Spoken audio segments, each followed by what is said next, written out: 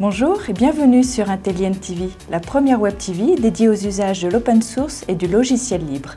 Aujourd'hui, sur Intelligent TV, nous allons parler de la création de la fondation jQuery, des flux RSS, de Ruby on Rails et enfin, nous ferons un point sur les prochains rendez-vous de la communauté du libre.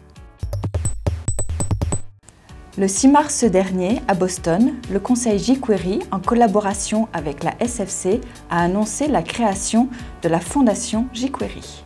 jQuery a été créé en 2005 par John Resig afin de fournir une approche intuitive pour travailler avec le DOM et Ajax.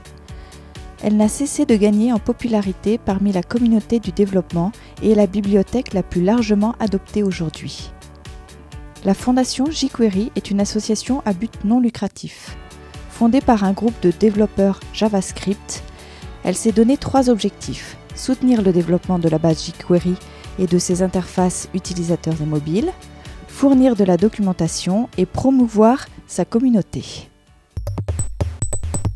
Mais où sont passés les flux RSS ?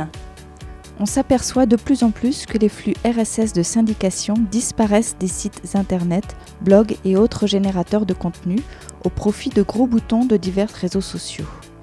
Il semble pourtant que ces flux existent, mais sont inaccessibles et invisibles. Le flux RSS reste la technologie qui permet de respecter un monde Internet libre et ouvert à tous. Soyons nombreux à revendiquer que la syndication est un véritable facteur de liberté et d'accessibilité au même titre que la norme W3C. Un petit tour du côté des développeurs.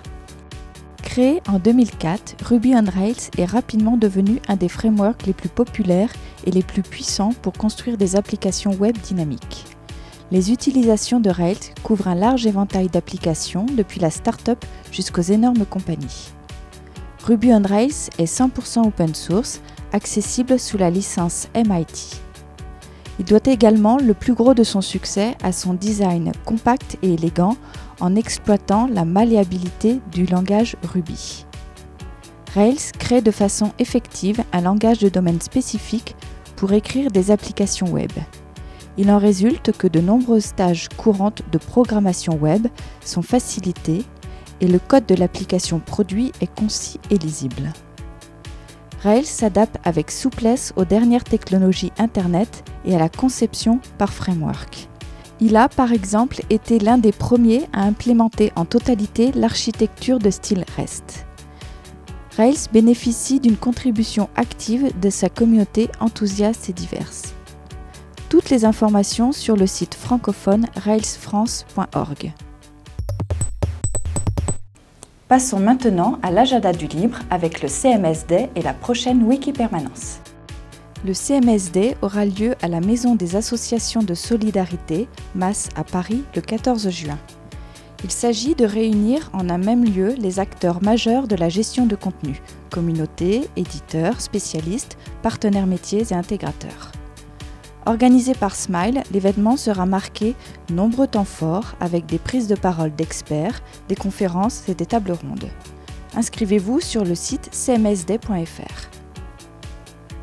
La prochaine Wikipermanence se tiendra le 5 mai à la Cité des Sciences de Paris. Une Wikipermanence est une rencontre entre néophytes et chevronnés favorisant l'échange de connaissances et de conseils sur le fonctionnement de Wikipédia. Ces rencontres sont sans inscription, libres et gratuites. N'oubliez pas de communiquer vos événements sur l'agenda du libre. Ce journal est terminé. Rendez-vous le mois prochain pour un nouveau numéro.